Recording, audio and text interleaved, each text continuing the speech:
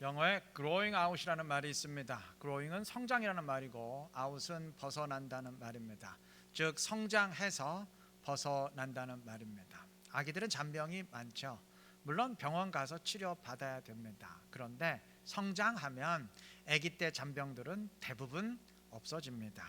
어린아이들은 과자 하나 가지고도 징징거리곤 합니다. 동생 안 주고 혼자 다 먹겠다고 떼를 쓰기도 합니다. 물론 타이르고 가르쳐야 되죠. 그런데 성장하면 해결됩니다. 다 큰 어른이 과자 하나 가지고 울고불고 난리치는 거 봤어요? 없죠. 신경도 안 씁니다. 영적으로도 그렇습니다. 영적으로 아직 갓난아기 수준에 있는 사람은 조금만 힘든 일이 닥쳐도 하나님이 없다고 의심하기 일쑤입니다. 교회에서 조금만 상처받는 일이 생겨도 교회를 다니네 마네, 예수를 믿네 마네, 갈등에 빠지기 쉽습니다. 물론 위로가 필요하고 격려가 필요하겠지만 성장하면 다 해결됩니다. 영적으로 성장한 사람은 평탄한 길을 걸을 때건 굴곡진 길을 걸을 때건 항상 감사합니다. 내가 원하는 일에서건 또는 원치 않던 일에서건 한결같이 은혜를 깨닫습니다. 예수님의 12 제자들은 예루살렘으로 향하는 길에서 서로 누가 크냐고 서열을 따지면서 다투던 사람들입니다. 예수님은 지금 십자가 죽음을 당하시기 위해서 예루살렘으로 가시는데 이 와중에 제자들은 그런 일을 벌였으니까 참 한심하기 짝이 없습니다. 그런데 성장하니까 얘기가 달라졌어요. 서로 잘났다고 다투던 자들이 자제하는 차원을 넘어서 자기를 부인하고 순교하는 자들이 있습니다. 이건 마치 학생으로 따지면 공부 못해서 낙제하던 학생이 낙제를 면하는 정도가 아니고 전교 1등 하게 된 것과 같습니다. 네, 맞아요. 성장하니까 차원이 달라졌고 성장하니까 전혀 다른 새로운 사람들이 되었습니다. 성장이 답입니다. 신앙생활의 모든 문제의 근본적인 해결책은 영적 성장입니다. 여러분, 생명의 본능에는 두 가지가 있습니다. 생존 본능과 성장 본능입니다. 생존 본능은 말 그대로 죽지 않고 살아남으려는 힘입니다. 이에 비해 성장 본능은 단지 생명을 유지하는 차원을 넘어서 생명을 키우고 확대시키려는 힘입니다. 식물은 꽃을 피우고 열매를 맺어서 씨앗을 퍼뜨리려고 하고 동물들은 환경에 능동적으로 적응하면서 좀 더 좋은 유전자를 퍼뜨리려고 합니다. 생명이 있는 모든 것들은 이처럼 현재보다 더 나아지려는 성장 본능을 지니는데 모든 생명 가운데 성장 본능이 가장 강한 존재가 사람입니다. 때문에 사람이 바뀌는 것은 꼭 배가 고프기 때문만 아니에요. 꼭 밑바닥까지 떨어졌기에 날아오르는 것이 아닙니다. 더 나은 삶, 더 나은 자기 자신을 향한 강한 소망이 있기에 그렇게 하는 것입니다. 우리 그리스도인들도 영적으로 이러한 성장 본능을 지녀야 됩니다. 그저 영적으로 죽지 않기 위해서 신앙생활하고 있다면 내가 이마저도 안 하면 진짜 영적으로 죽지, 내가 이러다 지옥으로 떨어지지, 그건 막아야지, 단지 이러한 차원에서만 신앙생활하고 있다면 생존 본능에 의한 신앙에 지나지 않습니다. 차원이 바뀌어야 됩니다. 성장 본능이 유발되어야 됩니다. 죽지는 말자, 이 차원을 넘어서 주님의 진실한 제자가 되고 영적으로 좀 우뚝 서 보려는 강한 소망이 있어야 될 것입니다. 사촌이 땅 사면 배가 아프다는 말이 있죠. 배고픈 것은 참아도 배 아픈 것은 못 참는다고 하지 않습니까? 엄마는 애가 공부 못해서 화나는 게 아니에요. 옆집 애보다 못하니까 화가 나는 겁니다. 또는 애는 애대로 자기 휴대폰 나빠서 불만인 게 아니에요. 딴 애들 것보다 나쁘니까 화가 나는 겁니다. 제가 느끼기엔 우리나라 사람들의 비교 의식이 좀 유별난 것 같은데, 여러분, 비교 의식을 지니더라도 이왕이면 좀 영적인 비교 의식 지니면 안 되겠어요? 사촌이 땅 산 것에만 배 아파하지 마시고 좀 남들이 은혜 받는 것에도 좀 배 아파하시고 남들이 전도의 열매를 맺어가는 것에도 좀 배아파하고 그러면 안 되겠습니까? 저 사람은 저렇게 아름답게 신앙생활 하는데 나는 왜 이럴까? 저 사람은 나보다 신앙생활의 횟수가 훨씬 짧은데도 저렇게 크게 영적으로 성장해 가는데 왜 나는 영적 갓난아기 상태에 계속 머물고 있을까? 좀 이런 비교의식 지니고 성장해 가면 안 되겠습니까? 오늘 본문 24절은 새 사람을 입으라 명령하는데, 사실 우리 그리스도인들은 엄밀히 말하면 이미 새 사람을 다 입은 사람들입니다. 그렇지 않습니까? 우리는 이미 영원한 존재에서, 영원한 죽음의 존재에서 영생의 존재가 되었고, 주의 종에서 하나님의 종으로 새 사람을 입지 않았습니까? 근데 문제는 새 사람은 입었는데 드러나는 모습은 전혀 새 사람답지 못하다는 데 있습니다. 새가 새처럼 살고 물고기가 물고기처럼 살듯이 영적으로 거듭난 그리스도인들 역시 당연히 그리스도인처럼 살아야 되는데 그렇지 못하니 문제 아니겠어요? 왜 그럴까요? 이유가 뭘까요? 성장하지 못했기 때문입니다. 여러분, 아기가 태어났다고 해서 바로 사람 구실하는 거 아니죠. 사실 아무리 인간이 만물의 영장이라 하지만 여러분, 갓난아기는 강아지만도 못합니다. 개는 태어나면 지가 알아서 먹을 건 먹고 살아요. 근데 갓난아기는 그렇게 두면 죽죠. 개만도 못해요. 사실은 갓난아기는 사람 구실 못하죠. 성장해야 사람 구실하지 않습니까? 마찬가지로 영적으로 거듭난 그리스도인이라고 해서 바로 그리스도인답게 사는 게 아니고 성장해야 그리스도인답게 살 수 있는데 영적으로 태어나기만 했지, 구원만 받았지 성장하지는 못하니 그게 문제입니다. 여러분, 원인이 분명하니까 해결책도 분명해요. 성장하지 못한 게 문제니까 성장하면 됩니다. 그리스도의 장성한 분량까지 변화하고 성장하시기를 바랍니다. 오늘 본문에서 새 사람을 입으라는 명령은 달리 말하면 새 사람답게 성장하라는 명령이 될 것입니다. 성장하시기를 바랍니다. 생존 본능으로만 신앙생활하지 마시고 영적인 성장 본능을 지니시고 신앙생활 하시기 바랍니다. 그래서 변화와 성장을 통해서 하나님을 기쁘게 하며 주님의 영광 더 충만히 드러낼 수 있는 지혜롭고 신실한 우리 이루는 게 모든 성도님들 되시기를 바랍니다. 본문은 24절에서 새 사람을 입으라 명한 뒤 바로 이어서 25절부터 어떻게 새 사람을 입을 것인지를 구체적으로 언급을 하는데, 먼저 무엇을 하지 말라 명령을 내린 뒤에 바로 이어서 그것에만 만족하지 말고 한 걸음 더 나아가서 이러이러한 것들을 하라 명령을 내립니다. 자, 25절부터 보시면 먼저 거짓을 버리라 명령합니다. 그리고 바로 이어서 거짓말 안 하는 것에 만족하지 말고 이웃과 더불어 참된 말 하라 명합니다.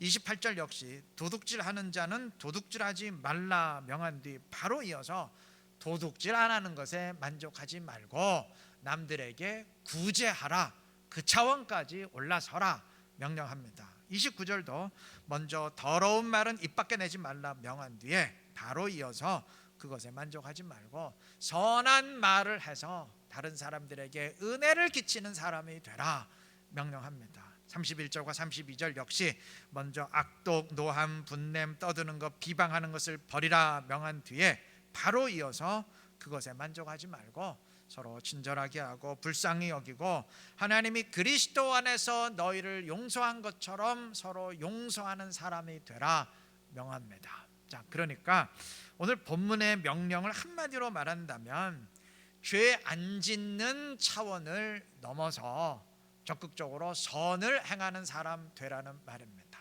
그러니까 나쁜 사람 안 되는 수준에 만족하지 말고 한 단계 올라서서 성장해서 하나님과 사람에게 칭송받을 만한 사람 되라 명령입니다. 그리고 그렇게 하는 것이 그 앞에 금지 명령을 지키는 최선의 길이 됩니다. 우리가 상식적으로 생각해도 그렇잖아요. 도기 위해서 자신의 것을 나눌 정도의 구제할 만한 정도의 사람이 되면 그 도둑질하지 말라는 명령은 그 내릴 필요도 없게 되는 거 아니겠어요? 또 선한 말을 통해서 다른 사람에게 은혜를 끼치고 감동을 줄 정도의 사람이 되면 더러운 말 하지 말라는 명령은 다 필요 없게 되는 것 아닙니까? 주님처럼 용서할 정도가 되면 악독과 비방은 이미 다 사라진 것 아니겠어요? 예, 맞습니다. 차원이 다르게 성장하면 그 밑에 것은 이미 다 해결돼 버려요.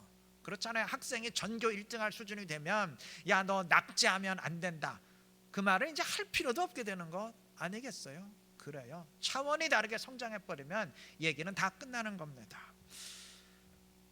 기독교 계통의 그 내적 치유 프로그램에서 간혹 상처 이론을 내세우는 경우가 있습니다. 뭐 요즘엔 어떤지 모르겠는데 예전에는 그랬어요. 이것도 뭐 유행을 좀 타는 것 같은데, 상처 이론이라는 것은 어린 시절에 정신적으로 해결하지 못한 일이 있을 경우 그것이 나이가 들면서 저절로 없어지는 것이 아니고 계속 무의식 중에 잠재되어 있어서 결국 그것이 그 사람을 지배하고 또 어떤 순간에는 바람직하지 못한 현상으로 표출이 된다는 이론입니다.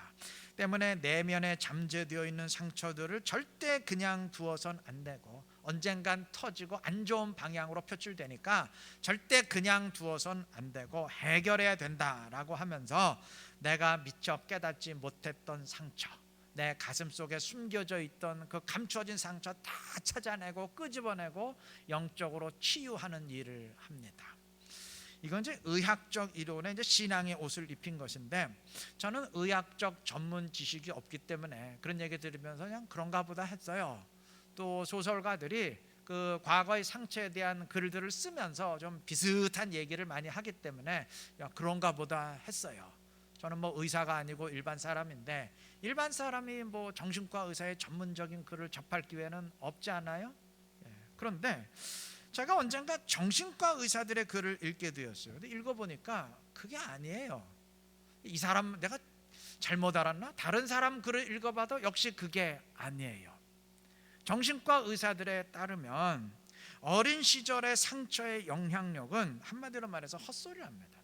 그냥 과거에나 주장되었던 상당히 과장된 설에 불과하고 지금의 삶에는 거의 또는 전혀 영향을 못 미친다고 합니다. 그러니까 한마디로 말해서 과거의 상처라는 망령에 하등 사로잡힐 이유가 거예요. 아니 그럼 과거의 상처 때문에 문제를 일으키는 사람은 뭔가요? 그런 사람 있지 않습니까? 하실 텐데, 예, 맞아요.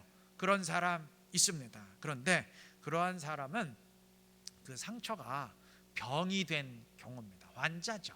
자, 그런 경우는 당연히 치료받아야 되지만 그런 환자가 아닌 일반 사람의 경우는 하등 신경 쓸 필요가 없답니다. 그러니까 비유를 하자면 이렇습니다. 예를 들어서 모든 사람의 몸에는 매일 60개 정도의 암세포가 생겨나는데, 그렇다고 우리 모두가 다 암 수술 받고 항암 치료 받는 건 아니잖아요. 대부분의 경우는 우리 몸 안에 있는 자연 살해 세포가 그런 암세포들을 다 죽여버리기 때문에 아무런 문제가 없어요. 그런데 간혹 그러하지 못하고 암이 발병되는 사람 있죠. 그런 사람은 치료받아야 되는 것 아닙니까? 그런 사람만 치료받는 거잖아요. 마찬가지로 과거의 상처 역시 병이 된 경우만 치유하고 해결하면 되고 일반 사람의 경우는 아무 신경 쓸 필요가 없다는 거예요. 저는 그러한 글들을 읽으면서 내가 잘못 알고 있었구나. 과거의 상처에 대한 이해를 새롭게 하게 되었어요. 뭐 내적 치유자니 뭐 소설가니 이 사람들은 다 아마추어지 그 분야 전문가 아니잖아요. 정신과 의사나 정신분석학자들이 전문가 아닙니까? 자, 그렇다면 전문가의 말을 우리가 따른다면 내가 미처 깨닫지 못했던 과거의 상처가 하등 신경 쓸 필요 없습니다. 그게 그냥 두면 뭐 언제 터질지 모르는 시한폭탄이라고 호들갑 떨면서 내가 몰랐던 상처 어디 있지? 그거 일부러 찾고 끄집어내고 묵상해야 될 하등의 이유가 없어요. 그 대신 우리가 정말 해야 될 일이 있습니다. 내가 미처 깨닫지 못했던 하나님의 은혜가 있습니다. 내가 미처 깨닫지 못했던 나를 향한 하나님의 사랑이 있습니다. 그런 것 다 찾아내고 끄집어내고 묵상하고 또 묵상하십시오. 내가 미처 몰랐던 상처 백날 뒤지고 찾아보고 묵상해봤자 아무것도 바뀌는 거 없어요.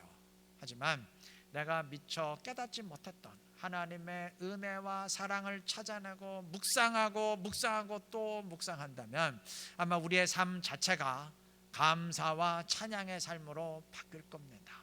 그렇게 찬양과 감사가 넘치면 이미 상처의 문제는 다 해결된 것 아니겠습니까? 그 정도 수준으로 올라서면 그 밑에 문제는 다 이미 해결이 된 것 아니겠어요? 어떤 내적 치유의 경우는 치유를 위해서 귀신 쫓아내는 일도 하는 것 같아요. 제 기억으로는 우리 교회도 제가 부목사 시절 한 십몇 년 전이겠죠. 그러니까 강사들이 이제 사역자로 와서 우리 교회에서 그런 사역도 종종 했던 것 같은데, 물론 귀신 들린 사람의 경우는 귀신 쫓아내야죠. 그런데 그런 경우가 아닌 한 하등 신경 쓸 필요 없습니다. 안 쫓아내도 돼요. 있지도 않는데 뭘 쫓아내요. 그 대신 우리가 정말 해야 될 일이 있습니다. 귀신은 신경 안 써도 돼요. 그 대신 성령을 늘 초청하시고 내 심령을 성령으로 채우시기를 바랍니다. 다른 말로 하면 내 안에 주님을 모시고 살아가는, 주님을 내 안에 모신 그리스도인 되시기를 바랍니다. 그러면 돼요. 여러분, 귀신 쫓아내봤자 미친 사람에서 정상으로 돌아오는 것인데, 그 미친 사람 안 되는 게 우리의 목표라면 그건 너무 허접한 것 아니겠어요? 여러분, 미친 사람 안 됐다고 칭찬받습니까? 야, 저 사람은 안 미쳤어, 정상이래, 그래? 진짜 훌륭한 사람이네, 이런 건 없잖아요. 그렇지만 우리가 성령 충만한 사람이 돼서 성령의 열매를 계속 맺어가고 그리스도의 향기를 바란다면 칭송받는 사람 되지 않겠어요? 이왕이면 좀 그걸 목표로 하십시다. 안 미치는 건 목표로 하지 말고 좀 칭송받는 사람, 성령 충만한 그리스도인 되는 거 좀 그걸 목표로 하십시다. 또 그렇게 성령 충만하면 귀신이고 뭐고 이미 문제 다 해결된 것 아니겠습니까? 성장하시기를 바라요.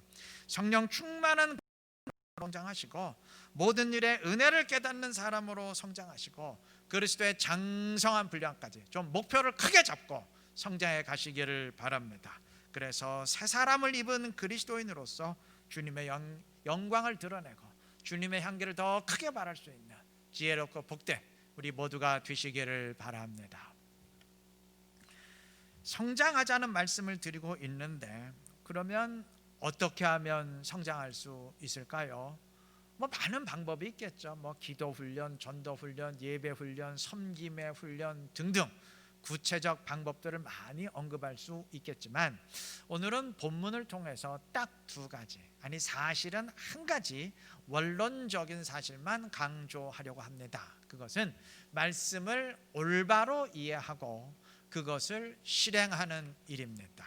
오늘 본문 보시면 단순히 명령만 내리는 게 아니고 왜 그래야 되는지 이유를 설명하고 있음을 보게 됩니다. 먼저 25절에서 거짓을 버리고 이웃과 더불어 참된 것을 말하라 말씀합니다. 그러면서 왜 그래야 되는지 이유를 설명합니다. 이는 우리가 서로 지체가 됨이라. 또 26절에서는 분을 내어도 죄를 짓지 말며 해가 지도록 부음을 품지 말라 조언합니다. 그러면서 27절에서 역시 왜 그래야 되는지 이유를 말합니다. 마귀에게 틈을 주지 말라. 분노하게 되면 악한 영이 공격할 틈을 보이게 되기 때문에 분이 들어도 해가 지도록 분 품지 말라, 해결하라 명령하는 겁니다. 28절에서는 도둑질하지 말고 자기 손으로 일하라 말씀합니다. 그러면서 역시 그 이유를 중간에 삽입시켰어요. 가난한 사람 구제할 수 있도록. 29절에서도 더러운 말 하지 말고 선한 말을 하라 말씀하면서 이유를 설명합니다. 듣는 자들에게 은혜를 끼치게 하라. 더러운 말 하는데 은혜가 전달될 수는 없잖아요. 그러니까 선한 말을 해야 은혜가 전달될 수 있으니까 그 이유에서 선한 말 하라, 그런 말입니다. 마지막 31절 32절의 명령에 대해서도 역시 30절에서 왜 그래야 되는지 이유를 설명합니다. 하나님의 성령을 근심하게 하지 말라. 그 안에서 너희가 구원의 날까지 인치심을 받았느니라. 성령의 보증을 받은 사람이 되었으니 성령을 근심하게 하면 안 되기 때문입니다. 바꿔 말하면 본문의 말씀처럼 할 때 성령을 기쁘게 할 수 있기 때문입니다. 그러니까 성령을 근심시키지 말고 기쁘게 하기 위해서 이러이러한 일들을 하라라는 의미입니다. 자, 이렇게 모든 명령에 대한 이유를 다 설명했어요. 이거 왜 그랬을까요? 무슨 의미일까요? 말씀을 올바로 이해하라는 의미입니다. 여러분, 성경 말씀은 하늘에서 그냥 뚝 떨어진 것이 아니고 특정한 상황 가운데 주어졌기 때문에 왜 그 말씀이 주어졌는지 이유를 알아야 돼요. 그래야 올바로 이해할 수 있습니다. 이게 무슨 의미인지 한번 예를 들어 볼게요. 자, 예를 들어서 바람이 왼쪽으로 심하게 불어서 세워놓은 간판이 왼쪽으로 쓰러지려고 하면 말하겠죠. 야, 간판 오른쪽으로 밀어. 안 쓰러지도록. 또 반대로 바람이 오른쪽으로 심하게 불어서 간판이 오른쪽으로 쓰러지려고 하면 왼쪽으로 밀어라고 말하겠죠. 자, 이때 왜 왼쪽으로 밀라고 하는지, 왜 오른쪽으로 밀라는 말씀을 주시는지 그 이유를 알면 간판이 쓰러지지 말도록 하라는 것이구나, 올바로 이해하게 됩니다. 그런데 전혀 그 이유를 모르고 그저 성경에 기록된 대로만 그냥 오른쪽으로 밀어라 또는 왼쪽으로 밀어라, 그냥 그 말씀만 받아들이게 되면 어떻게 될까요? 그냥 자기 취향에 따라서 간판을 계속 왼쪽으로만 밀어서 그쪽으로 쓰러뜨리거나 또는 반대로 오른쪽으로만 밀어서 그쪽으로 쓰러뜨립니다. 자기 취향이 오른쪽인 사람은 오른쪽으로 가라는 말만 계속 듣고 가고, 자기 취향이 좀 왼쪽이에요. 그럼 계속 왼쪽으로 향하는 말씀만 붙들고 그쪽으로 가게 됩니다. 그러면서 아니, 말씀이 오른쪽으로 밀라 그랬으니까 내가 지금 오른쪽으로 밀고 있는 것 아니야 하면서 나는 지금 말씀을 순종하고 있잖아, 이렇게 착각하게 됩니다. 때로는 야, 이게 성경이 왜 이쪽에서는 오른쪽으로 밀라고 그러고 또 저쪽에서는 왼쪽으로 밀라고 그러고 왜 이러지? 혼동하다가 끝납니다. 얼마나 많은 경우 우리가 그렇습니까? 지금 그러고 있잖아요. 대표적으로 행함이 아니라 믿음으로 구원받는다는 갈라디아서와 행함이 없으면 구원 없다, 행함이 있어야 구원받는다는 야고보서를 보면서 야, 이거 왜 성경이 여기선 이러고 저기선 이러고 서로 반대되는 말을 하지? 이렇게 혼동을 하거나 아니면 자기 취향대로 한쪽만 선택을 해서 그렇지, 행동은 다 필요 없고 믿음이지 라고 생각하거나, 그렇지 않습니까? 지금 우리 현실 아닙니까? 왜 그 말씀이 주어졌는지 원인을 모르면 이 지경이 됩니다. 여러분, 이유를 알아야 돼요. 그래야 말씀을 올바로 이해하게 됩니다. 자, 먼저 할 일은 말씀을 올바로 이해하는 일이고, 그 다음에 할 일이 있어요. 아무리 올바로 이해를 했어도 실행하지 않으면 그게 그겁니다. 아무런 변화도 안 일어나요. 바꿔 말하면 말씀대로 실행할 때 열매가 맺힙니다. 오늘 본문의 말씀들, 거짓을 버리라, 참된 것을 말하라, 도둑질하지 말라, 남을 구제하라 등등은 전부 행동에 관한 지침들입니다. 즉 이러이러하게 하라는 말씀이에요. 그래야 새 사람을 입은 그리스도인답게 된다는 말입니다. 맞아요. 그리스도인들은 말씀대로 행하면서 성장하게 됩니다. 17세기의 유명한 화가 렘브란트에게 어느 미술학도가 와서 물었습니다. 어떻게 하면 그림을 잘 그릴 수 있을까요? 렘브란트가 주저없이 답변했다고 합니다. 붓을 드시고 지금 당장 시작하십시오. 그렇죠? 이거 모든 분야에 똑같이 적용되는 원리입니다. 그림을 그려야 그림 실력이 늘 것 아닙니까? 노래를 불러야 노래 실력이 늘 것 아니에요. 수영을 해야 수영 실력이 늘고 피아노를 쳐야 피아노 실력이 늘지, 밤낮 설명만 듣고 감상만 하고 있으면 백날이 지나고 천날이 지난들 그 무슨 성장이 있겠습니까? 믿음도 마찬가지예요. 어떻게 해야 믿음이 성장하느냐? 사용해야 성장합니다. 사용하는 만큼 성장합니다. 신앙도 사용하는 만큼, 믿음을 사용하는 만큼, 실행하는 만큼 성장합니다. 물론 제대로 알지도 못하면서 행동하기만 하면 그 엉뚱한 결과를 낳게 되겠지만, 반대로 아무리 밤낮 생각만 하고 움직이지 않으면 아무런 결과도 없어요. 실행해야 열매가 있습니다. 올바로 알고 실행할 때 신앙의 열매가 맺히고 성장하게 됩니다. 그게 온전한 신앙입니다. 오늘이 올해의 마지막 주일입니다. 이제 목요일이면 한 해를 보내고 새해를 맞이하는 송구 영신 예배도 이제 시작하게 되는데, 올 한 해를 보내시면서 과연 내가 올 한 해 얼마나 달라졌는가, 얼마나 변화하고 성장했는가 한번 점검해 보시길 바라요. 그리고 이제 이번 주에 새해가 오는데 새해에는 부디 성장해 가시기를 바랍니다. 말씀을 알고 실행하면 돼요. 믿음 간직만 하지 마시고 사용하면 됩니다. 꼭 그렇게 하시기를 바랍니다. 그래서 부단히 성장해 가면서 더 풍성한 신앙의 열매를 맺고 주님을 더 기쁘게 할 수 있는 지혜롭고 신실한 우리 이루는 게 모든 성도님들 되시기를 그리스도의 이름으로 축원합니다.